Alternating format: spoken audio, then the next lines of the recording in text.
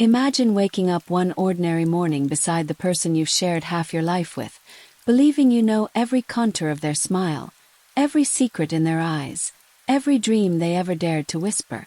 Now imagine discovering, after 15 steady, trusting years, that not only did you know nothing, but the truth lurking beneath the surface was darker and far more elaborate than anything you could have invented in your worst nightmares. Emily Carter felt that unraveling begin on a Tuesday. Not a dramatic Tuesday, not a storm-soaked cinematic one. Just an ordinary, quiet morning filled with the soft clatter of cereal bowls and the muffled hum of the coffee maker. Her husband, Michael, kissed her cheek with the same familiar warmth he'd always had. His tie was the same shade of navy he favored.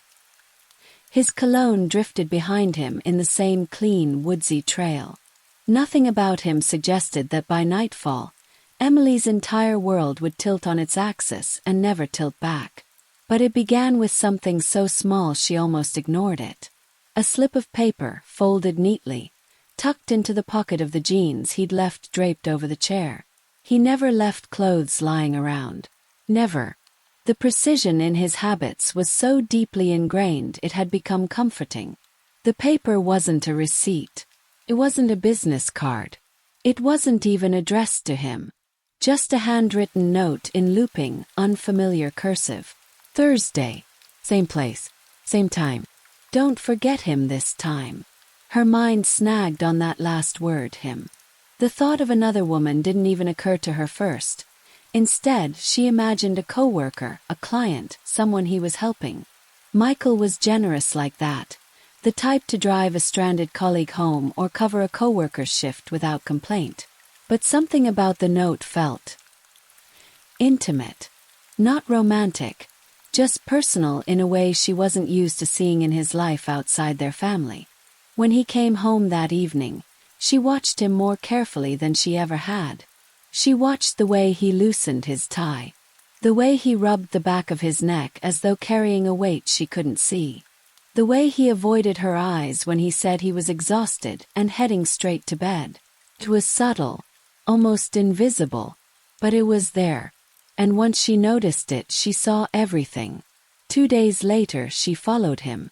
She hated herself for it, for the paranoia, for the way her fingers trembled around the steering wheel as she trailed several cars behind him on the outskirts of town, for the ugly, gnawing dread clawing up her throat with each turn he made, for the chilling silence inside the car, where her breath sounded too loud and her heartbeat too sharp. Michael didn't head toward the firm like he claimed. He didn't head to a client meeting. He didn't head anywhere she had ever known him to be. Instead, he drove 23 minutes south, she counted everyone, into a part of the city she hadn't visited in years. The buildings were older here, worn down, paint peeling like sun-damaged skin, windows boarded or cracked. It was an area no one passed through unless they had a reason. Michael had a reason. He parked beside a small house that looked deserted, its porch sagging, its windows obscured by grime and heavy curtains. The yard, if one could call the patch of dirt and weeds a yard, was silent, save for a single sagging swing at the far corner, unmoving in the still air. Emily leaned forward in her seat, breath shallow. The front door opened. A woman stood there, mid-30s, tired eyes, wearing a faded sweatshirt. She looked at Michael not with the hesitation one reserves for strangers, but with the ease of someone who'd been waiting for him. Then a small figure peeked from behind her leg. Boy. Dark hair. Thin shoulders. His eyes were round, cautious, searching. Emily froze. The boy stepped out, and Michael crouched to greet him, smiling, softening, touching the child's cheek with a familiarity that landed like a punch to her chest. He spoke to the boy. The child nodded, gripping his hand with desperate trust. Emily's nails dug crescents into her palms. The child had Michael's eyes. Not just in shape, not just in color, in expression. The same gentle, deep-set warmth she'd fallen for 15 years earlier. She whispered unheard, "No, no, no, no." And still, her husband, her steady, loyal, dependable husband, stood there with a child she had never seen, in a home she had never known existed, living a life she had never been allowed to touch. Her world tilted. But the worst part hadn't revealed itself yet. Not the truth about the boy. Not the truth about the woman. Not even the truth about Michael. Those would come later. What happened next was the moment everything she believed about safety, about honesty, about the man she loved, began to rot away. Emily pulled out her phone, hands shaking so violently she nearly dropped it, and snapped a photo. Not out of spite. Not out of vengeance. But because some part of her needed proof that this was real. Something tangible she wouldn't be able to deny when her mind tried to convince her she'd imagined it. She lowered the phone. She blinked through tears she couldn't yet feel. And then someone tapped on the window of her car. Low. Deliberate. She gasped, jerked forward, her breath catching in her throat. A shadow leaned toward the glass, and for a single heartbeat, the world narrowed to that dark shape and the cold certainty that she had been caught. But nothing, absolutely nothing, could have prepared her for the face staring back at her. Her breath lodged in her chest as the figure outside her window leaned closer, the dim afternoon light stretching across features she hadn't seen in years. For a moment, her brain refused to make sense of it, refused to connect the impossible dots. But then the angle shifted, and recognition struck like a jolt of electricity through her spine. It was Daniel Rowan, her brother's old best friend. A man she hadn't spoken to since he left town after graduating, vanishing into the world with promises of keeping in touch that never materialized. Last she heard, he'd joined some investigative task force or private security agency. Rumors had swirled that he dealt with dangerous cases, the kind no one in their quiet community ever needed to think about. But none of that explained why he was here, why he was standing inches from her car, why he was watching her watching Michael. Emily's hand flew to cover her mouth, stifling a sound of shock. She rolled down the window an inch, enough for him to speak but not enough to expose her trembling vulnerability. "Emily," Daniel said, low and urgent, his eyes scanning the street rather than settling fully on her. "You shouldn't be here." She stared, words trapped behind the knot in her throat. What do you mean? Why are you here?" He didn't answer immediately. His jaw clenched, and something about the way his fingers twitched near his jacket told her he was more tense than he wanted her to notice. He glanced toward the rundown house, toward the boy who still held Michael's hand, toward the woman who now stood with folded arms, watching them. "Emily," he repeated, voice barely above a whisper, "you need to drive away. Right now. Before he sees you." Her pulse hammered. "Before who sees me?" "Michael." "Why?" "Daniel, what is going on? Why are you watching my husband?" Daniel finally met her eyes. The look he gave her wasn't pity. It wasn't sympathy. It was fear, tight, restrained, deliberate fear. "Because your husband," Daniel said, "is not who you think he is. And he hasn't been for a long time." Emily's skin went cold, as if every raindrop outside the car had seeped through the window and reached her bones. Her first instinct was denial, an instinct so powerful it nearly drowned her. Michael was good. Michael was steady. Michael was the man who had held her mother's hand as she died, the man who coached Lily's soccer team even after 12-hour shifts, the man who never once made her doubt the foundation of their marriage. But the image of him crouched beside that child refused to fade. She fought through the rising panic. "Daniel, what are you talking about? If you know something, you have to tell me." Daniel's eyes flicked again toward the house, then toward the street behind him. "This isn't the place. And it's not safe. Get in your car and go home. Lock the doors and wait for me to contact you. I swear I'll explain everything." "No," she hissed, gripping the steering wheel. "No more secrets. I'm done with secrets. Tell me why my husband is with that child. Tell me why you're watching him like he's a suspect in one of your cases." The look Daniel gave her then wasn't just fear. It was hesitation tangled with a truth he didn't want to say aloud. a truth he'd been guarding like an explosive. "Emily," he said softly. "That boy, he isn't the problem." Her breath hitched. "Then what is?" Daniel took a slow, steadying breath, as though preparing himself to cross a line he couldn't return from. "Your husband has been living a double life. Not the kind you're thinking of. Not affairs or infidelity." His voice sharpened. "Something much darker. Something illegal. Something dangerous." Her pulse thudded so loudly she could barely hear him. He leaned closer. "And whatever you think you saw just now, it's only the surface. You have no idea what he's capable of." A sharp knock on her rear window made both of them jump. Emily spun around, heart lurching. A figure stood near the back of her car, blurred by the dirty glass, but unmistakably male. Average height, broad build, dark jacket. His head tilted slightly toward her, as though assessing her presence with unsettling calm.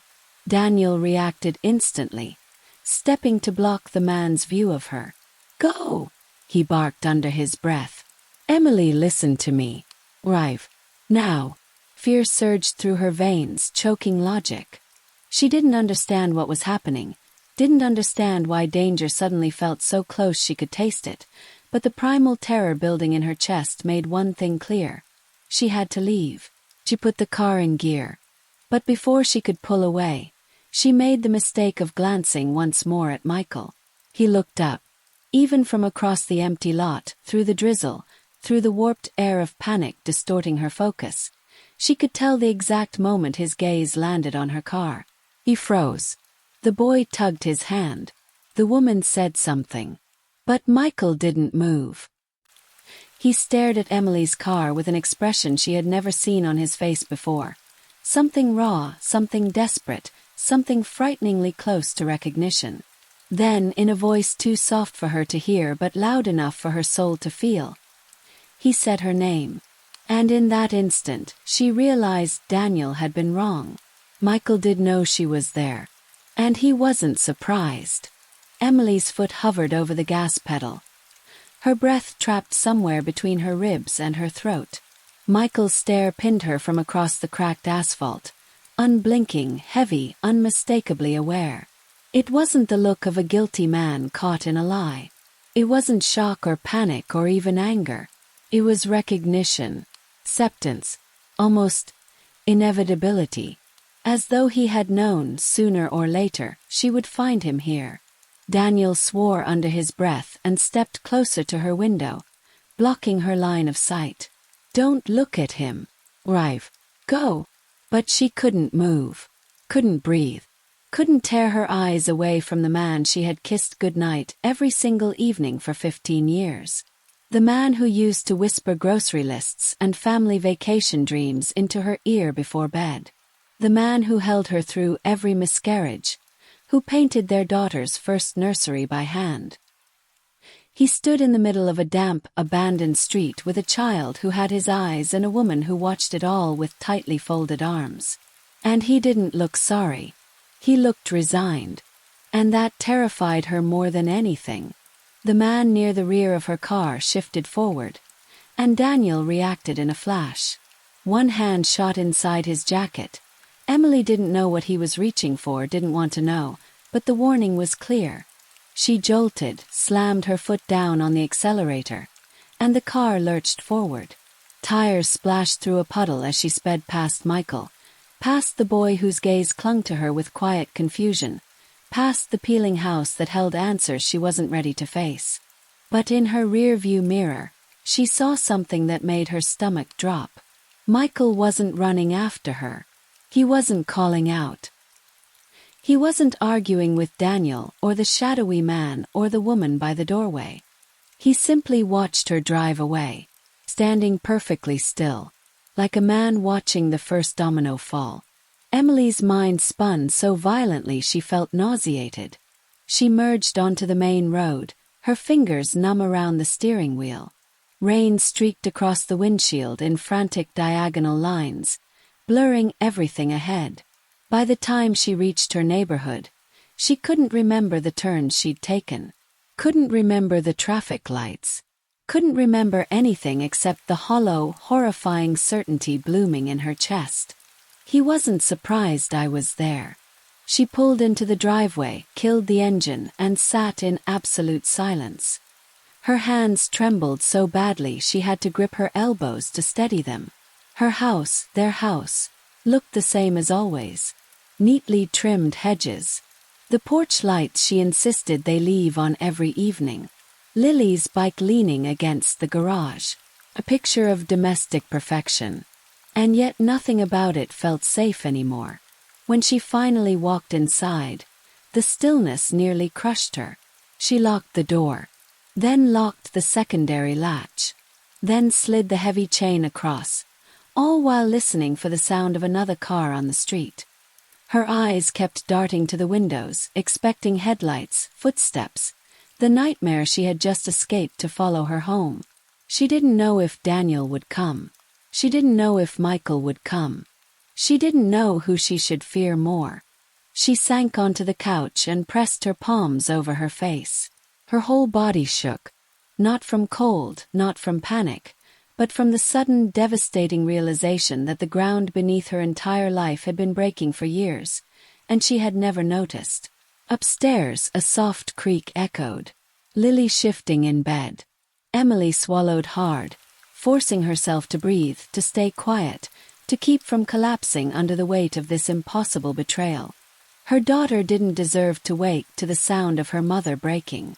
The phone on the coffee table lit up. She flinched. Message.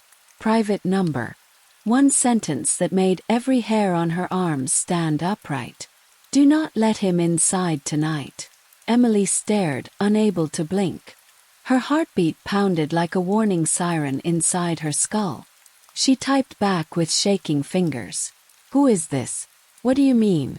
Is he coming? 3 dots appeared. Disappeared. Peered again. Then the reply came. Lock every door. Keep your daughter with you. I'm on my way. Emily rose to her feet, adrenaline exploding through her chest. She stumbled to the stairs, calling Lily's name in a whisper thick with terror. But before she reached the top step, the sound she'd been dreading for the last hour shattered the quiet. Car engine. Pulling into the driveway. She froze mid-step, pulse slamming against her ribs. Headlights washed across the living room curtains. A door opened, closed. Slow footsteps approached the house. Then a familiar voice, impossibly calm, drifted through the front door. Emily, open up. We need to talk. Her blood ran cold. It was Michael, and he didn't knock. He simply tried the handle, slowly, deliberately, testing whether she had locked him out. She backed away, trembling violently, eyes wide, breath caught somewhere between a scream and a sob. The handle rattled, then stilled. And the silence that followed was worse than the sound. Much, much worse.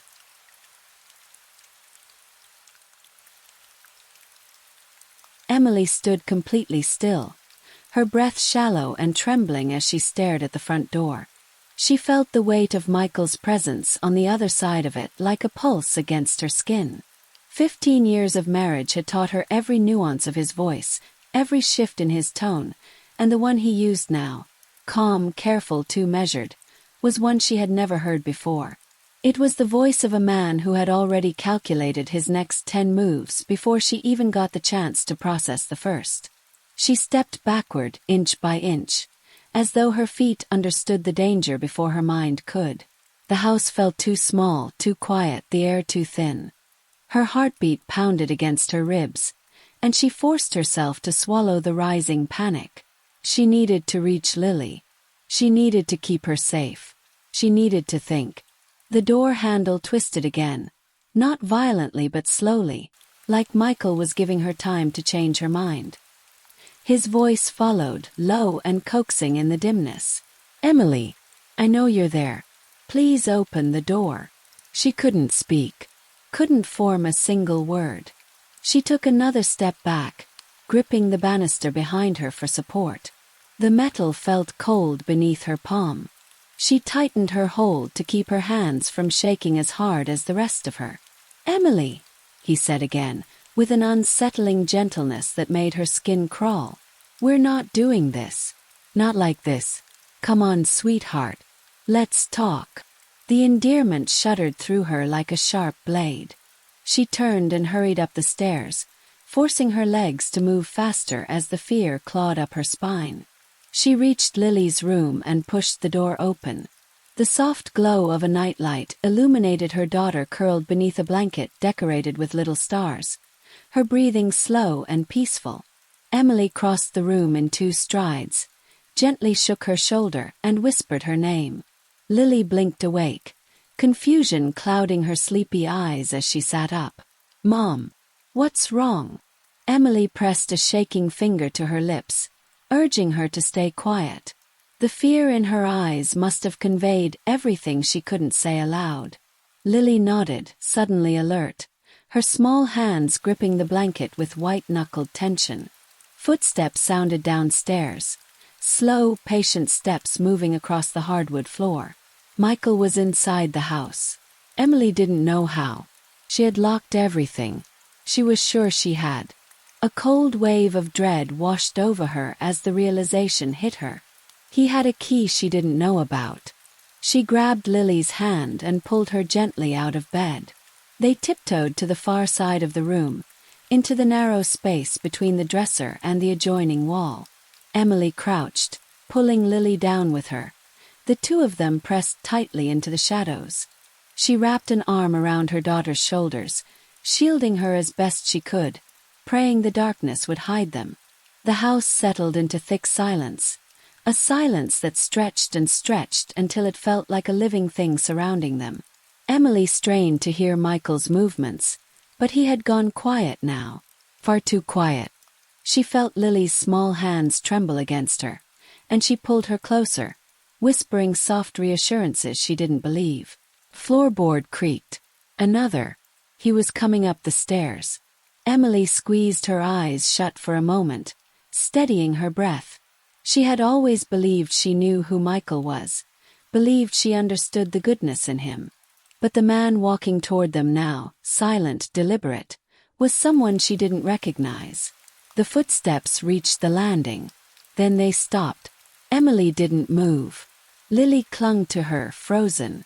Michael's voice drifted down the hallway, soft and eerily patient. "Emily, I know you're upstairs." Her chest tightened painfully. She felt Lily bury her face against her side, trembling. Another step, then another. She heard him pause outside the first bedroom. The faint sound of a door opening. Light footsteps. Then the door closing softly again. He was checking the rooms one by one. Emily pressed her palm over Lily's mouth, gently but firmly, just in case a whimper slipped out. She felt her daughter's tears soak into her sleeve. Michael moved to the next door, opened it, closed it. Lily's room was next. Emily's muscles coiled, ready to pull her daughter behind the dresser, ready to shield her, ready to run if she had to, though she knew there was nowhere to go. But the footsteps paused. Silence. Then a long exhale from the hallway. "I'm not here to hurt you," Michael said, voice quiet but carrying enough weight to fill the entire floor. "Either of you." Emily's eyes burned. She nearly believed him. She almost let herself want to believe him. But then he added something. Something that made every instinct inside her scream. "I just need you to listen. You weren't supposed to find out like this." A click echoed from the hallway. Metallic, cold, unmistakable. Lock. He was locking them in. Emily felt the floor tilt beneath her knees. Michael had just locked the upstairs hallway door, the one separating the bedrooms from the stairwell.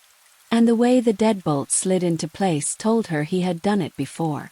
Not recently, but long enough ago to know exactly how quietly he could do it. Lily clutched her hand, eyes wide and terrified. "Mom," she whispered, voice barely a breath. "What's happening?" Emily swallowed hard, her voice breaking as she whispered back. "I don't know. But we're not safe." And as Michael's footsteps moved away from the door, growing softer, drifting down the hallway with slow, measured calm, Emily realized the night was only just beginning. Emily stayed crouched behind the dresser with Lily pressed against her, her heartbeat thundering in her ears as the sounds of Michael's retreating footsteps faded down the hallway. Every instinct urged her to stay quiet, stay hidden, keep her daughter tucked far away from whatever version of her husband now walked through their home with the calm precision of a man who had rehearsed this moment many times. She didn't know how he had gotten inside. She didn't know when he had made a key or how long he had been prepared for a night like this. All she knew was that the man who had built forts with Lily out of blankets and read bedtime stories in silly voices was now moving through their house as though he owned every shadow in it. Lily's grip tightened around her mother's hand, her small fingers cold and trembling, and Emily fought the urge to break down entirely. She had to be strong, at least for now, at least until she could find a way out or until Daniel arrived, if she could even trust that he would. The silence that settled over the house was suffocating, a silence that didn't feel natural but deliberate, as if Michael had positioned himself somewhere out of sight, listening, waiting, knowing that fear would drive Emily to reveal herself long before he had to search again. She leaned close to Lily's ear and whispered that they needed to stay quiet a little longer, but her own voice felt small and foreign, nothing like the calm reassurance she wished she could give. Minutes slipped by. She couldn't tell how many, only that each one stretched like a held breath. Every creak of the house felt amplified. Every shift of the night air against the windows felt like a sign that Michael was still nearby. Eventually she gathered enough courage to move. She eased away from the wall, stood slowly, and led Lily toward the corner of the room opposite the door, her hand never releasing her daughter's. Emily listened first. Nothing. No footsteps, no voice, no movement at all. She crossed the room quietly and tried the doorknob. As expected, it didn't budge. The lock on the outside, one she had never noticed in 15 years, was solid. A chill swept through her at the realization that Michael had put that lock there long before tonight, that the quiet, careful man she married had installed something so sinister without her ever thinking to question it.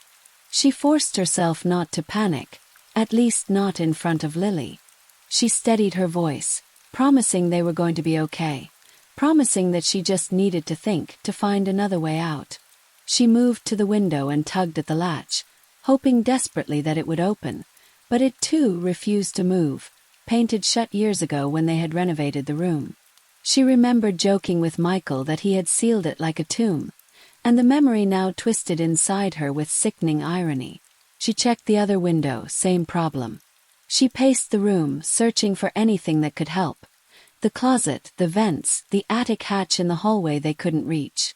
Everything felt like a dead end closing in. From somewhere downstairs, something clicked, the subtle, unmistakable sound of a drawer sliding open. Emily froze. She and Lily looked at each other, and Lily's silent question, "Is he coming back up?" hung heavy between them. Emily pressed a finger to her lips, urging stillness, and then she crept back toward the door to listen again. The drawer closed. Another opened. The clink of metal. A second drawer slammed shut harder this time, and the suddenness of it made Lily flinch. Emily's pulse spiked. Michael wasn't just walking around anymore. He was searching for something, moving with a purpose she didn't understand. Her phone buzzed. The faint vibration jolted through her like a shock. She snatched it from her pocket and saw another message from the private number, the one that had warned her earlier. It said only, 10 minutes. Her breath caught. 10 minutes for what? Until Daniel arrived. Until something else happened. She typed back frantically, begging for more information, asking what Michael was doing and what she was supposed to do. But the message delivered without a response. 10 minutes felt both impossibly short and agonizingly long when every second carried the threat of the man who had once been her safest place. She forced herself to think more clearly. Michael had locked them upstairs not because he wanted to hurt them, she sensed that much, but because he wanted control, wanted time, wanted something to unfold on his terms. That knowledge didn't comfort her. It frightened her more. A man who acted out of rage could be predicted. A man acting with quiet, patient intention was far more dangerous. She tried to piece together what she had learned. Daniel's fear, the child from the abandoned house, the woman watching from the doorway, the note she had found in Michael's pocket. And none of it fit together cleanly. Everything pointed to a life she had not only been excluded from, but actively shielded from, as if she were the one person Michael couldn't let see the truth. A faint sound reached her, and she strained to hear it. Footsteps, but lighter this time. Michael was on the stairs again, and her stomach twisted as the steps grew louder, more defined, moving with slow deliberation toward the landing outside Lily's door. She pulled Lily back behind her, shielding her with her own body. Her eyes locked on the small gap beneath the door. A shadow fell across it, shifted once, then settled. Michael wasn't trying to enter. He was standing there, just standing. His presence filling the hallway with a quiet, suffocating tension. Emily didn't dare move. Neither did Lily. After a long moment, Michael spoke through the door. His voice low and steady in a way that terrified her more than if he had shouted. He said he wanted to explain everything, that he wanted her to understand, that he needed her to trust him one more time. His tone was almost soothing, almost familiar, and that made it worse. Emily remained silent, petrified, refusing to give him even the hint of a response. The silence seemed to frustrate him, though he didn't raise his voice or try the doorknob. He simply stood there, breathing softly, almost waiting for her to crack. Another buzz from her phone vibrated against her thigh. Lily's breath trembled beside her. Emily glanced down and saw a new message on the screen. 2 minutes. Her heart slammed against her chest. 2 minutes until what? Until Daniel arrived. Until something else happened. She looked at the door and saw Michael's shadow shift again, bending slightly, as if he were leaning closer to the wood. He whispered her name then, gently, almost mournfully, telling her she didn't understand what was coming, that he was trying to protect her in the only way he knew how. And then, from outside the house, breaking the suffocating stillness, came the unmistakable sound of a car pulling into the driveway. Michael straightened. Emily's breath caught. Lily clutched her hand tighter. And the night, already fractured beyond repair, began to unravel even faster. The sound of tires crunching over the gravel driveway cut through the thick silence like a blade. And for the first time that night, Michael's calm veneer slipped. Emily saw the change in the shadow beneath the door. The sudden stiffness, the slight movement backward, the breath he drew in and held. It wasn't panic, but it was alertness, sharp and charged, like an animal scenting something it had been dreading. Lily's grip on her hand tightened to the point of pain, and Emily's instinct was to pull her daughter closer until they were nearly fused together. She kept her eyes locked on the thin slice of light at the bottom of the door, watching the shadow shift again, now moving with caution rather than the deliberate confidence he'd had moments earlier. Michael spoke through the door once more, but his voice was different now. Quieter, lower, with an edge she had never heard from him, not even in their worst arguments. He told her to stay inside the room, not to speak, not to open the door for anyone, not even if she thought she recognized them. His tone was protective and commanding in a way that had once made her trust him blindly, but tonight, that same tone made her blood run cold. He repeated the instruction again, emphasizing that she was not to open the door, no matter who knocked. Emily remained silent, unwilling to give him any hint of compliance. The doorbell rang downstairs. Michael went completely still. The pause stretched long enough that Emily could hear her own pulse pounding in her ears. Eventually she heard the faint shift of his weight on the floorboards, the slow retreating of his steps as he moved away from the upstairs hallway. She listened as he descended the stairs, each step measured, controlled. She held her breath, straining to catch every sound, terrified to miss even the smallest cue. A knock followed the doorbell. Firm, composed, deliberate. Michael did not immediately answer it. The quiet tension of the moment hung like a wire pulled tight. Emily could picture him standing at the bottom of the stairs, assessing, calculating, deciding which version of himself to reveal when the door finally opened. She prayed silently that it was Daniel outside, that he had arrived in time, that he had come prepared for whatever her husband had become.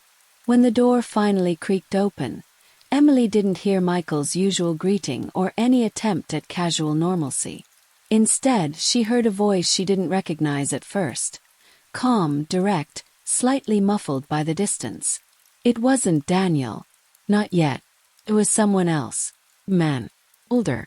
Confident. He said something she couldn't make out. His words too low to carry clearly through the house. Michael responded with a short phrase she also couldn't decipher, but the tone was unmistakably cautious. The other man spoke again, this time a little louder, enough that Emily caught part of the sentence. Something about a report, something about confirmation. Michael's voice tightened in response, and the shadow under the door seemed to shiver with the tension brewing downstairs. She didn't know this visitor, didn't know why his presence unsettled Michael so profoundly, but she could sense a shift in the air, an undercurrent of danger rippling beneath their words. Lily leaned against her, her eyes wide and frightened. Emily stroked her hair gently, whispering soft reassurances she hoped sounded convincing.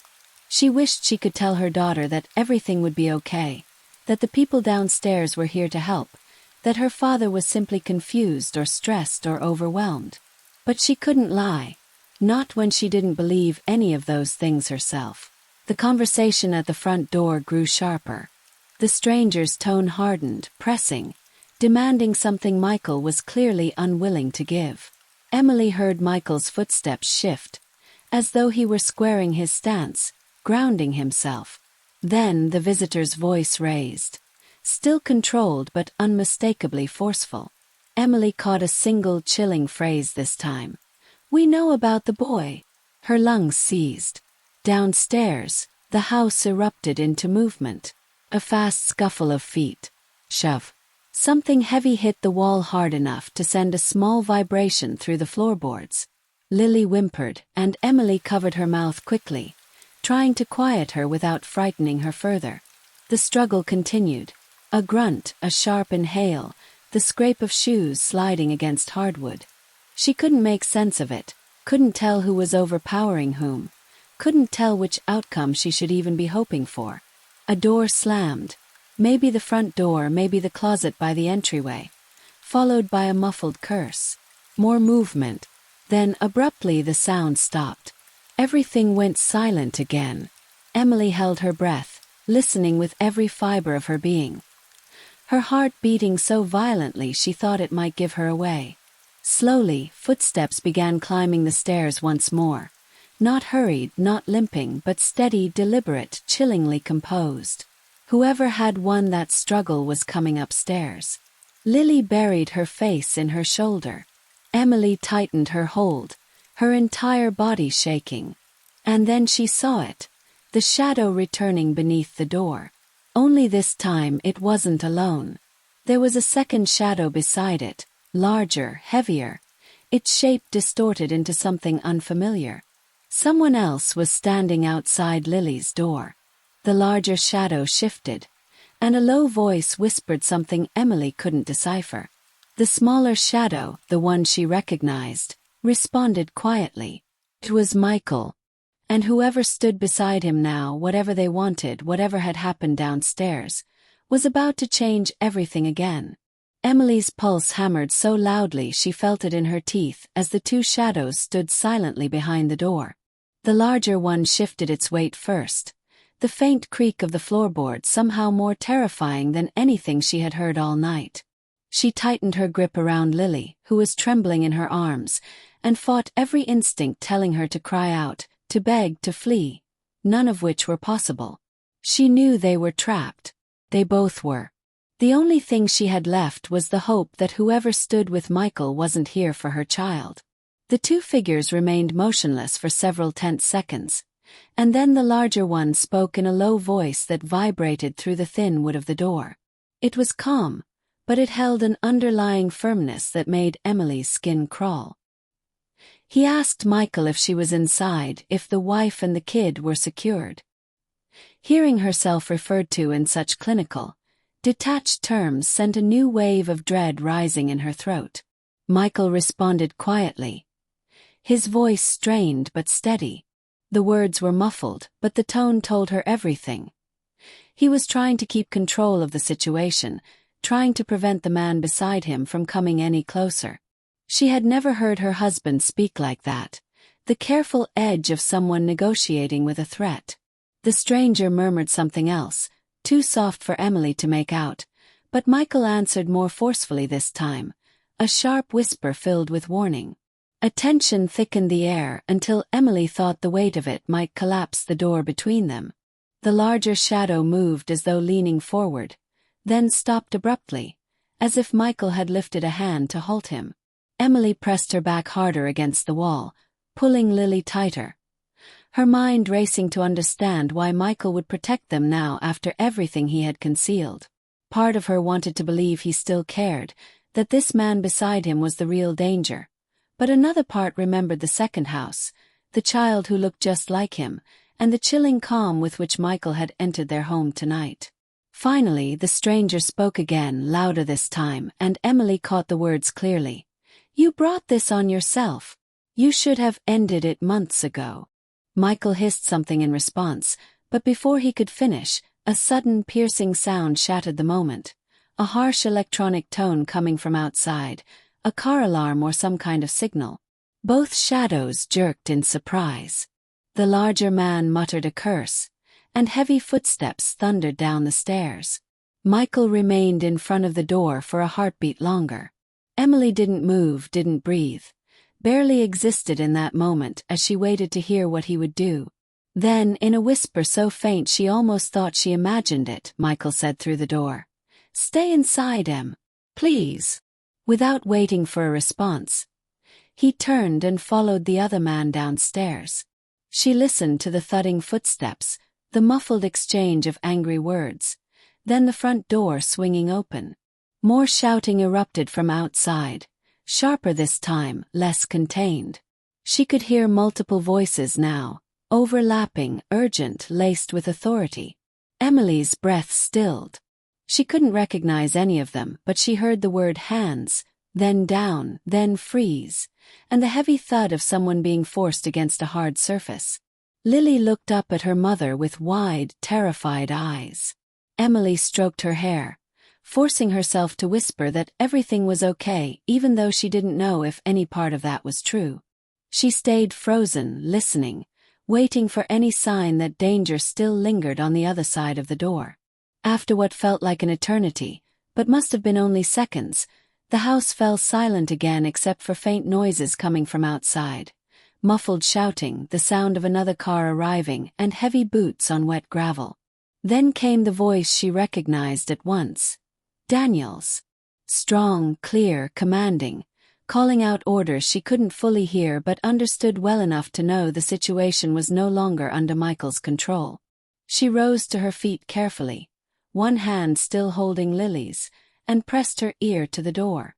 She could hear Daniel speaking to someone, demanding confirmation of something, asking, "Where is he?"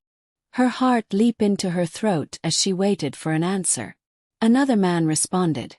She didn't know him either, but his voice carried enough tension to freeze her blood. He said Michael had fled around the side of the house. Emily's knees weakened. Michael was gone. Before she could think about what that meant, footsteps rushed up the stairs. Heavy, urgent steps that didn't belong to Michael but didn't belong to a stranger either. The deadbolt clicked sharply from the outside, and the door swung open so abruptly that Emily staggered backward. Daniel stood in the doorway, chest rising and falling, rain streaking down his face and jacket. His eyes darting instantly to Lily and then to Emily. "You're safe," he said, though he didn't look relieved, not even close. His gaze flicked down the hallway, checking behind him before he stepped inside and shut the door. "He's on foot. We have units moving in." But you need to come with me now. Emily swallowed hard, clutching Lily's hand, her voice a thin, trembling thread when she finally managed to speak. Daniel, what is happening? Why is Michael doing this? Who was that man? Daniel didn't answer immediately. Instead, he knelt down beside Lily, spoke gently to her, promised she was safe, and then handed her a folded blanket from a nearby shelf. Only after she had calmed a little did he stand and turn to Emily, his expression tightening with the weight of everything he had been holding back. Emily, he said quietly, I'm going to tell you everything. But you need to be prepared. None of this is what you think. And the man you married, he hasn't been who you believe for a very long time. Her throat closed. Then who is he? Daniel exhaled slowly, eyes filled with something between regret and grim certainty. He's someone we've been investigating for nearly 7 years. Emily felt the floor tilt beneath her feet. And Daniel, finally speaking the truth after years of silence, added, And the boy you saw with him, the one from the house he took you to? He isn't his son. Emily's heart stopped. Daniel continued. He's his hostage. Emily stared at Daniel, the words barely sinking in, as if her mind refused to absorb something so horrifying. Hostage. The boy she saw, wide-eyed, clinging to Michael's hand, looking up at him with trust. She couldn't reconcile that image with the word. Hostage implied terror, coercion, force. But the child hadn't looked afraid. He'd looked familiar with Michael, connected to him in a way that didn't resemble fear at all. Emily's voice trembled as she told Daniel he must be mistaken, that the boy didn't behave like someone in danger, that he held Michael's hand on his own. Daniel shook his head, a grim finality in the gesture, and told her that was exactly why the situation was so dangerous. Michael had spent years building that trust, manipulating that bond, teaching the child to see him as a protector rather than captor. It was the most effective form of control, the kind that required no locked doors or raised voices. Emily crumpled onto the edge of Lily's bed, her legs unable to support her as she tried to make sense of the nightmare unfolding around her.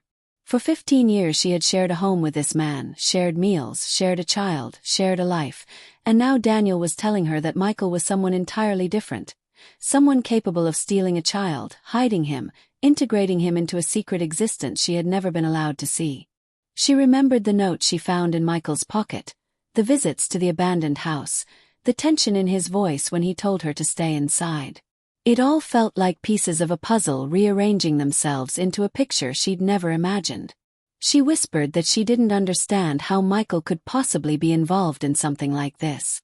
Daniel hesitated, and the hesitation alone told her the truth was even worse than she feared. He explained that the child, named Jacob, had been taken from his mother 2 years earlier, long before anyone suspected Michael. The initial investigation went nowhere, the case spiraling into cold silence until Daniel's team noticed financial discrepancies and travel records linking Michael to the small circle of individuals connected to Jacob's disappearance. They had been watching him since, gathering evidence slowly because the situation was too delicate, the stakes too high. They couldn't move prematurely, not when the child's life could be jeopardized. And then, 3 weeks ago, Michael slipped. He visited that house, one of several safe locations used in rotation, and Daniel's team finally had the break they'd been waiting for. But they weren't ready to make an arrest yet. They needed to know who else was involved, who the other players were, how deep the operation went. That was the only reason they hadn't come to Emily sooner. Emily felt sick. She doubled over, gripping the sheets, her mind racing with conflicting images of the man she loved and the man Daniel described. None of it made sense. She told Daniel that Michael wasn't violent, that he had never raised a hand to her or Lily, that he had never shown an ounce of cruelty. Daniel responded quietly, saying it wasn't about violence. It was about control, manipulation, the ability to appear stable and compassionate while simultaneously maintaining an entirely separate life built on lies and exploitation. He said people like Michael were often the hardest to catch because they hid in plain sight, wearing normalcy like a costume tailored over years. Lily sat beside her mother in fragile silence, clutching her blanket, her eyes fixed on Daniel with a mixture of fear and disbelief. Emily wrapped an arm around her, holding her close, promising silently that she would protect her with everything she had left. Daniel urged them to stand, saying they needed to leave immediately. The team outside had secured the front of the house, but Michael was still somewhere nearby. They couldn't risk staying here, not with the possibility that he might double back, desperate and unpredictable. Emily allowed Daniel to lead them into the hallway, her heart pounding as she crossed the threshold she had been too terrified to touch minutes earlier. The hallway felt colder, emptier, as if Michael's presence still lingered in the air. She descended the stairs with Lily's small hand in hers, the living room illuminated by flashing lights filtering in from outside. She could see silhouettes of officers moving through the yard, their radios crackling with updates, their movements sharp with urgency. Her home, her sanctuary, had become a crime scene, and the man she had married was the reason. When they stepped outside, the cold air hit her like a slap. Officers rushed forward, guiding her and Lily toward a waiting car, shielding them from the possibility of Michael watching from the shadows. Emily sank into the back seat, pulling Lily into her lap, as the doors shut and locked automatically. Daniel slid into the passenger seat, speaking quickly into his radio, giving coordinates, directing others to widen the perimeter. Emily stared through the windshield, trembling, searching for any sign of Michael, half terrified he might appear and half terrified he wouldn't. Then the officer driving turned to Daniel and asked if they should proceed to the safe location. Daniel nodded tightly, but before the car could move, the radio crackled with a frantic update. Suspect spotted. North side of the property. Moving quickly. Heading toward the tree line. Emily froze, her breath catching painfully. She whipped her head toward the side window and saw him, a dark silhouette sprinting across the lawn. His movements fast and determined, the figure unmistakably Michael. He darted through the beams of the headlights, his face momentarily illuminated, and in that brief flash she saw something raw and desperate etched across his features. Not guilt, not rage, desperation. He saw the car, saw her inside it. Their eyes locked through the window, just for a second, and she felt the weight of 15 years slam through her like a punch. But then the officers shouted, guns drawn, closing in fast. Michael didn't stop. He veered sharply toward the woods behind the house, disappearing into the darkness before anyone could lay hands on him. The car lurched forward as the officer started the engine, tires spitting gravel as they sped away from the house, away from the danger, away from the man who had been her husband in name only. Emily held Lily tightly, tears blurring her vision, the world outside dissolving into streaks of light as the truth settled like ashes inside her. Michael was gone. But this wasn't the end. Not yet. And Emily knew, with a sick certainty sinking into her bones, that he would come back. Not for her. Not for Lily. But for the boy. The drive away from the house felt like slipping out of one reality and into another, a jarring transition where Emily's life, everything she thought she knew, unraveled with every passing streetlight. Lily lay curled against her, tucked into the safety belt in her mother's arms, silent now, not out of calm but from the sheer exhaustion of fear. Daniel kept speaking into the radio with terse precision, relaying updates as teams closed in around the wooded area behind the property. Emily listened to every clipped transmission, flinching each time a voice crackled through with new information, hoping to hear the words, "We have him," and dreading them all at once. She didn't know if she wanted Michael to be caught or if she feared what he might do when cornered. Daniel finally lowered the radio and turned slightly in his seat. His expression softened but still tight with urgency. He told Emily they had set up a safe house not far from the county limits, a place equipped for protection, where she and Lily would be guarded around the clock until the situation was resolved. The word resolved felt hollow, meaningless. How did a situation like this resolve? How did a person return to their life after learning that their spouse had stolen a child, maintained a second home, and blended seamlessly between two worlds for years? Emily stared down at her hands, still shaking, feeling the weight of everything she didn't know about Michael pressing in on her.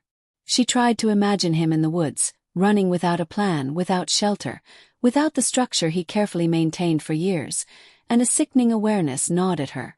Michael was not impulsive. He never acted without a plan. If he was running into the woods, it was because he had already prepared for that possibility. They reached the safe house, a modest, nondescript building nestled behind tall hedges and set far enough from the road to avoid casual glances. Inside, officers were already stationed at the entrances, their presence grounding the space with a sense of controlled vigilance. Emily and Lily were escorted inside, where a woman in tactical gear offered blankets, water, and a gentle voice that felt jarringly out of place given the night's chaos. They settled into a living room where heavy curtains blocked any view of the outside world.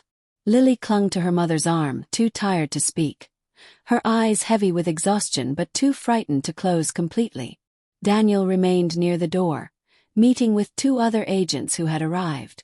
They spoke in low tones, but Emily caught fragments: the network, the second pickup location, the handler, and the piece that pierced straight through her: Michael's contingency plan. She turned her head sharply, asking Daniel what that meant, and he hesitated for a moment, as if weighing how much truth she could handle before dawn. But then he sighed and approached her, sitting across from her with a heaviness that made the air feel thick. He explained that Michael had not acted alone. He was part of a chain, a ring of people involved in coordinating the movement and concealment of vulnerable children. Some abducted, some manipulated, some taken from desperate families who didn't understand the danger. Michael's role was unique. He was the stable one, the trustworthy face, the one who could blend into a neighborhood without suspicion. The others relied on him to maintain order, to keep children hidden in plain sight. The boy she saw with him, Jacob, was the most recent and perhaps the most fragile case.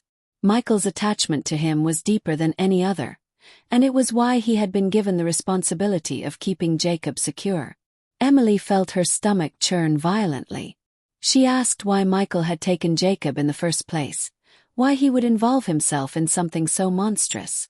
Daniel looked older in that moment, the burden of years of investigation etched into his features. He said that Michael had a psychological profile that fit perfectly. Calm, meticulous, persuasive, with a need for emotional significance that could be redirected into dangerous channels if guided by the wrong people. When the group discovered him, more than 7 years ago, they saw someone who could be molded and relied upon. Someone whose double life could go unnoticed because he appeared so ordinary, so steady. Emily wanted to scream that she should have noticed something, anything, but Daniel shook his head, insisting that men like Michael thrived on invisibility. They were the ones no one ever suspected. Before she could speak again, the radio clipped to Daniel's vest crackled sharply. A voice reported movement near the creek behind the northern ridge. Someone running fast, cutting through brush, possibly heading toward the highway corridor. Michael. Emily felt her pulse spike, dread and disbelief colliding violently inside her. Lily's small hand slid into hers, trembling again. Daniel responded quickly, dispatching teams to intercept. His movements swift and practiced. Emily stared at him, desperate for reassurance, for some anchor to hold onto in the storm that had swallowed her life whole. But the only assurance Daniel could offer was the truth. Michael was resourceful, and the woods were vast. If he reached the highway, he could disappear. She looked away, her eyes burning, her chest aching from the weight of everything she had loved collapsing into dust. She wondered if Michael had ever loved her at all, or if she had been part of the disguise he wore so expertly. She wondered how many nights he had left their home to tend to the second life she had stumbled into. She wondered if Lily had ever been in danger without them realizing it. She wondered what Michael wanted now: freedom, escape, or something far more sinister. The radio crackled again, this time with voices layered in urgency. Officers shouting coordinates. Movement spotted. Light sweeping the woods. Then suddenly the words Emily had been dreading. "We lost him." A heavy silence fell over the room. Daniel closed his eyes for a brief moment, the defeat in the gesture clear. Emily held Lily close, feeling her daughter's tears dampen her shoulder, and she realized with a crushing clarity that this nightmare was far from over. Michael was out there, alone, cornered, desperate. And a man like that didn't just disappear. He hunted. And somewhere, still hidden in the city's shadows, was the boy Michael had called his. Jacob. Emily understood then, with a cold certainty that made her bones ache, that Michael wasn't running to escape. He was running to get back to the child who had been taken from him. No, back to the child he had taken. And he would not stop. Not until he found him. Emily barely slept through the night. Even in the safety house surrounded by agents and officers, every small sound made her body tense. Every whisper of wind against the window made her fear that Michael had somehow bypassed the perimeter and slipped inside. Lily eventually fell asleep curled against her, exhaustion overpowering fear. But Emily stayed awake, staring at the ceiling as the crushing truth of her life settled deeper into her bones. Dawn brought no relief. Only questions. Only dread. Daniel returned at sunrise, smelling of damp forest and adrenaline. His eyes carrying the heavy toll of the night. He didn't waste time with small talk.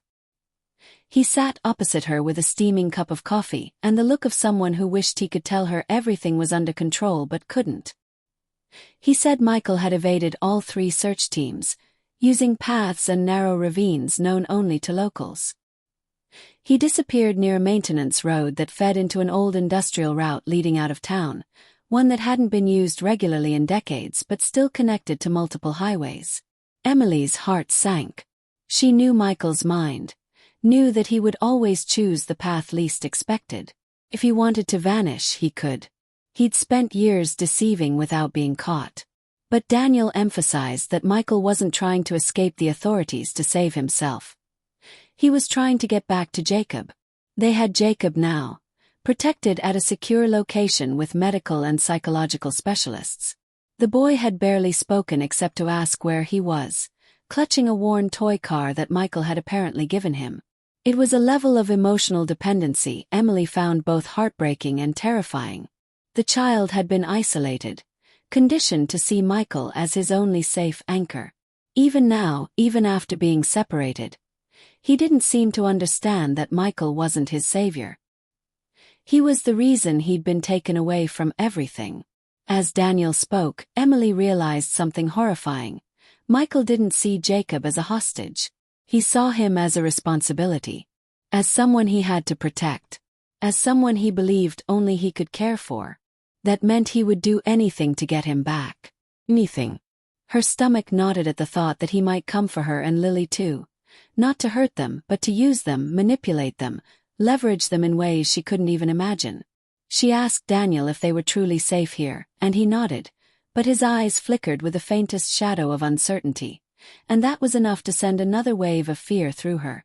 The officers guarding the safe house moved with new urgency, adjusting positions, changing shifts, scanning the perimeter every few minutes. The atmosphere grew tighter, more charged, and Emily realized they weren't just protecting her. They were preparing for the possibility that Michael, despite all odds, might show up. Hours passed with no news. Emily tried to distract Lily with soft conversation and coloring books one of the officers had brought, but her own mind raced uncontrollably. She replayed every moment of her marriage, searching for signs she missed, cracks she never noticed. She remembered the nights Michael said he had late client meetings, the weekends he claimed he needed to go into the office, the unexplained tension that had crept into his shoulders over the past year. She remembered his quiet smiles, his gentle hands, his steady voice when comforting Lily after nightmares. How could the same man who held their daughter with such tenderness also hide a stolen child in another life? The contradiction tore her apart, leaving her hollow and raw. By late afternoon, the safe house had grown tense with waiting. Daniel was on the phone near the window, murmuring updates to a team stationed miles away. Emily stood up to stretch, her nerves frayed, when she noticed something outside. A figure moving near the tree line, distant but unmistakably human. Her breath caught. She stepped closer to the window, her pulse thundering as she tried to make sense of the shape. Before she could speak, one of the officers noticed her sudden stillness and rushed to her side. He followed her gaze, squinted, and immediately barked into his radio. 2 more officers ran outside, approaching the figure cautiously. The safe house erupted in movement, with Daniel grabbing his vest and sprinting toward the door. Emily's chest tightened painfully as she grabbed Lily, holding her close. She didn't know whether to hope or to fear, because the only figure she imagined out there was Michael, relentless, determined, willing to walk through hell to reclaim the child he believed was his. But when the figure finally emerged into clearer view, escorted by officers with weapons drawn, Emily saw that it wasn't Michael at all. It was the woman from the abandoned house, the tired-eyed woman who had opened the door for him, the one who had stood behind the boy with her arms crossed, watching everything with silent protectiveness. Emily felt her knees weaken. Daniel confronted the woman immediately, demanding her name, her involvement, her reason for approaching the safe house. The woman looked exhausted, shaken, her hair tangled and her clothes damp with sweat and dirt as if she had been running for hours. When she finally spoke, her voice cracked with emotion. She said her name was Kara. She said she had been trying to protect Jacob.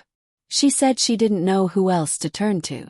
Emily watched her, stunned, unable to reconcile the idea that this woman, who she assumed was part of the terrible network, was now claiming to be on Jacob's side.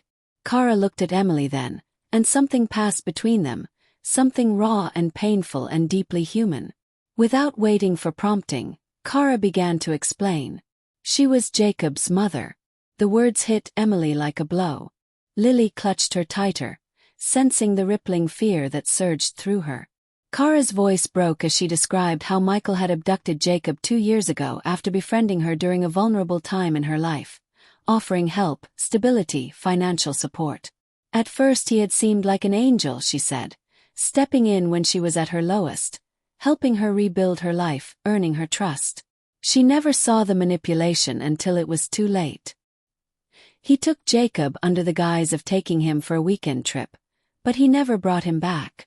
She had been searching ever since, following every faint trail that led nowhere until recently, when she saw Michael bringing Jacob to the house Daniel's team monitored. She had been terrified to interfere, afraid of driving Michael further away with her son. She stayed close, hoping for an opening, watching from the shadows. When Emily finally found her voice, she asked why Kara was here now. Kara wiped her eyes and said she had seen the police surrounding the house, heard the commotion, and realized Jacob might finally be safe. But then she saw Michael running. She knew that if he got away, he would try to take Jacob again. She had followed the search teams, risking everything to reach the only place she believed her son would be protected. Daniel listened intently, his face unreadable, but Emily could see the conflict in his eyes. Kara was a victim, but she was also a witness, someone whose information could be invaluable. And someone Michael might be desperate enough to come after. Emily's world spun as she realized the layers of Michael's deception went even deeper than she knew. He hadn't simply built a second life. He had stolen one. He had manipulated a mother, a child, an entire network of people who believed in him. And Emily had been sleeping beside him through it all. Before Daniel could finish questioning Kara, the radio crackled sharply with a breathless update. Movement at the east perimeter. Someone's breaking through the brush. Emily's heart stopped. She didn't need to hear the confirmation that followed. It's him. Michael had found them. And he was coming. The moment the voice on the radio confirmed Michael's presence at the east perimeter, the safe house shifted from tense vigilance to full emergency. Officers stormed toward the exits, weapons drawn, shouting coordinates and instructions, their boots pounding against the floor in rapid succession. The air filled with the sharp crackle of radios, the metallic click of chambered rounds, the urgent rustling of movement all around. Emily pulled Lily closer, her heartbeat surging into her throat, her arms instinctively wrapping around her daughter as if she could shield her from the entire world. Kara stood frozen but alert, her eyes wide with terror, staring toward the direction of the tree-line as though she could see Michael cutting through the brush. Daniel moved quickly, his calm dissolving into a sharp, focused urgency. He reached for Emily and told her they needed to move to the inner room, reinforced, windowless, the safest place in the house. His voice was steady but edged with the kind of severity that made Emily's pulse spike even higher. She let him guide her, her fingers gripping Lily's hand so tightly that Lily winced but didn't pull away. Kara followed closely behind, glancing over her shoulder as officers secured the hallway. Outside, shouts grew louder, echoing across the property. Someone yelled, "He's heading toward the back entrance." Another voice responded, "Cut him off at the drainage ditch. He's trying to flank." The urgency in their radios matched the pounding of Emily's heart. Michael wasn't stumbling blindly. He was moving with strategy, with knowledge of escape routes and blind spots. He had studied this place. He had predicted this possibility. He had prepared for it. Daniel pushed open a steel-reinforced door near the center of the house and ushered Emily, Lily, and Kara inside. The room was small, bare except for a table, a few chairs, and a heavy locking mechanism on the inside. Daniel closed the door with a deep metallic thud, spun the locking bar into place, and turned back toward them. His breathing controlled but visibly strained. He told them the officers outside would contain Michael, that he wouldn't get inside. But even as he spoke, Emily saw the tension in his jaw, the way his eyes kept darting to the narrow slit of reinforced glass set into the door. A sharp bang sounded from somewhere outside, something heavy hitting a wall or door. Lily whimpered and buried her face in Emily's side. Kara pressed herself against the far wall, whispering Jacob's name under her breath as if it were a prayer. Another bang followed, louder this time, and Emily felt the vibration through the floor. Daniel lifted his radio, calling in for updates, but the static and overlapping voices made it hard to decipher anything. Then, suddenly, everything went silent. The kind of silence that didn't feel like safety but like the pause before something terrible. Emily strained to hear beyond the thick walls, the pounding of her heart almost drowning out the distant sounds. She wondered if Michael had been caught, if he had surrendered, if the officers had surrounded him. Hope flickered briefly, fragile, tentative, before the silence was broken by the one sound she feared most. A gentle tapping. 3 slow, deliberate taps, right outside the reinforced door. Emily's blood ran cold. Daniel tensed immediately, motioning for everyone to stay silent. The tapping came again, followed by a pause, followed by a soft, familiar voice that slid under the door like smoke. "Emily!" Her breath caught. Her whole world narrowed to that one word. The sweetness in his tone made her stomach twist, because it sounded like the Michael she knew, the Michael she had loved. It was gentle, composed, as if he had merely come home late from work and was calling to her from the hallway, waiting for her to greet him. But Emily knew better now. Daniel stepped between her and the door, his stance rigid, protective. He raised his weapon but didn't speak. The room held its breath. Michael tapped the door once more. "Emily," he said softly, almost tenderly, "I know you're in there. And I know you're scared. But you don't need to be. I'm here to fix everything." Emily felt Lily grip her harder, her small fingers digging into her ribs. Kara pressed a fist to her mouth, her eyes flooding. Michael continued, his voice dripping with calm conviction. "They don't understand. They think I'm dangerous. They think I hurt people. But you know me, Emily. You know I protect the ones I love." Daniel stiffened, shooting a sharp look toward the women, silently ordering them not to respond. Michael shifted closer. They could hear the faint scrape of his coat brushing the door. "I need you to open the door," he murmured. "Just you and Lily. Me explain. We can leave together. I know where they took him. Can bring him back. But you have to trust me." Emily's world spun. Her mind screamed at her not to listen, but part of her, the part that had spent 15 years with this man, felt the old reflex of trust, the old instinct to believe him. She shut her eyes, forcing herself to breathe through the confusion and fear.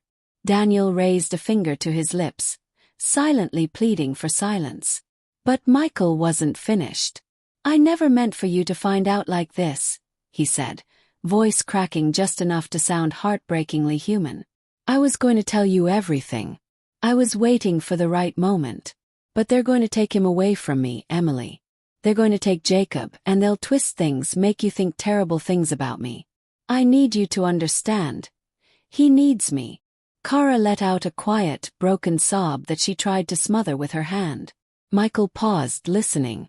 Then his voice hardened. "Is someone in there with you?"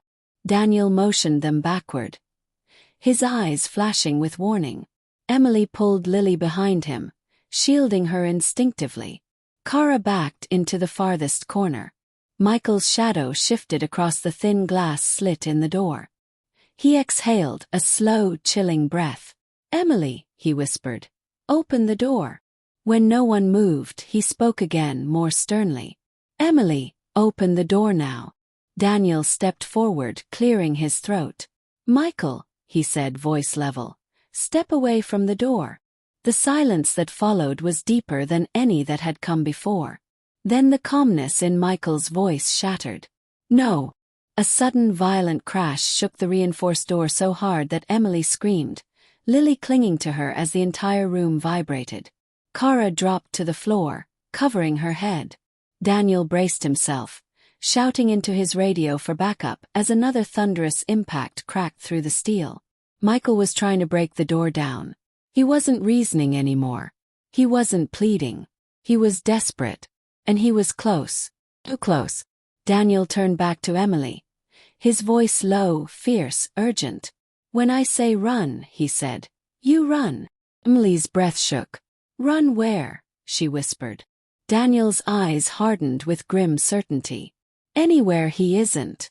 And just as he said it, Michael hit the door again, this time with enough force to bend the metal inward. The metal of the reinforced door groaned under the force of Michael's repeated blows, each strike a violent echo that rattled through the tight room and through Emily's bones. Daniel braced himself against the shaking panel, shouting again into his radio, demanding immediate backup, his voice sharpened by urgency. Emily held Lily behind him, her arms wrapped so tightly around her daughter that she felt Lily's heartbeat pounding against her own. Kara crouched in the corner, tears streaking her face as she pleaded under her breath for Jacob to be safe. Her voice barely more than a tremor in the air.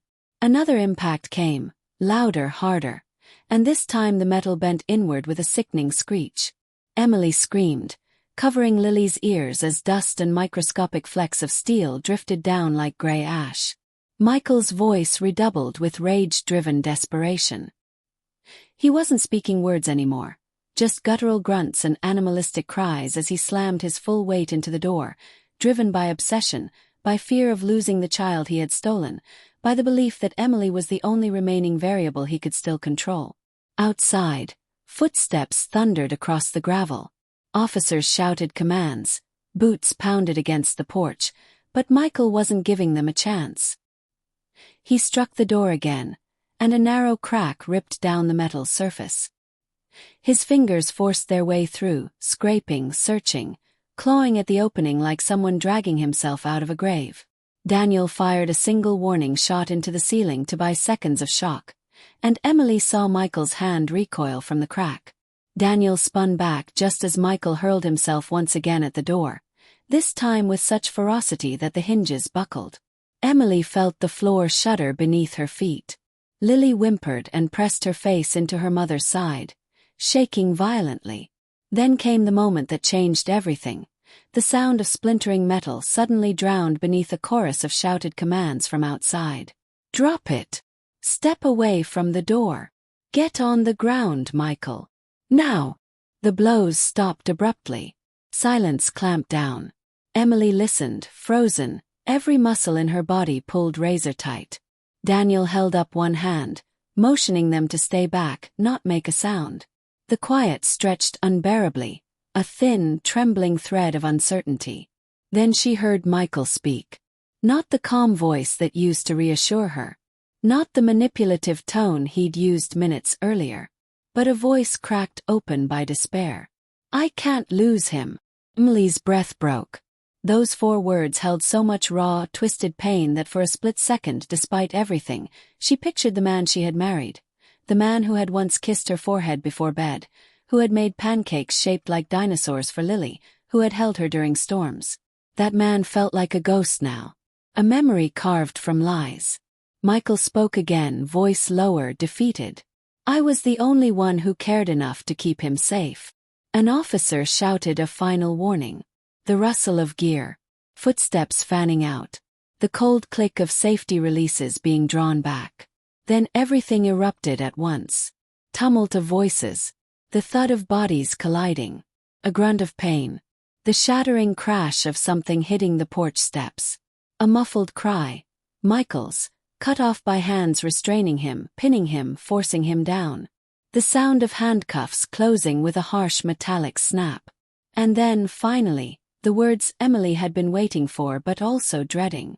Suspect in custody. Emily collapsed against Lily.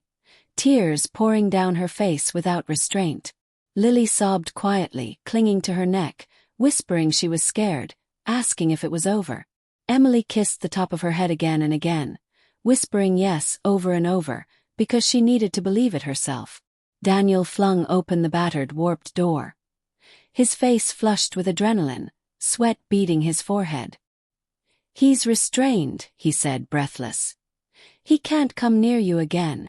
Emily followed him outside, clutching Lily's hand.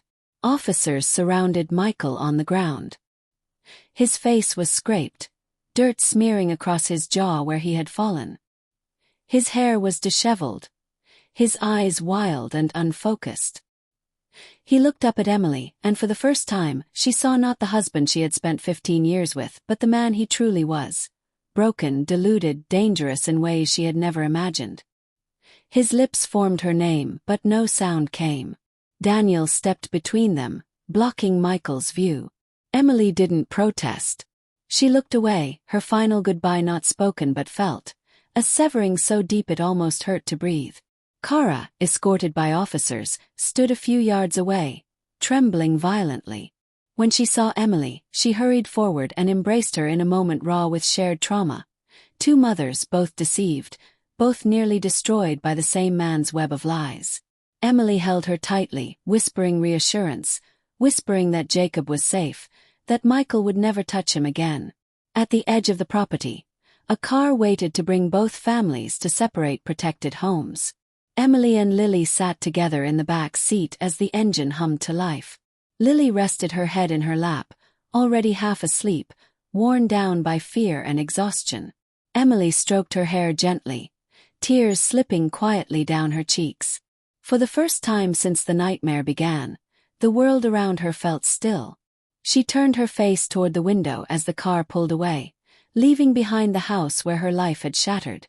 The flashing lights of patrol cars faded in the rearview mirror, replaced by the soft glow of dawn rising slowly above the treeline. Emily took a long, shaking breath. Her life with Michael was gone, burned away by truth. But she had Lily. She had her own strength. And she had a future, one built not on lies, but on survival, resilience, and clarity. Behind her, officers secured the scene. Ahead of her lay a new beginning.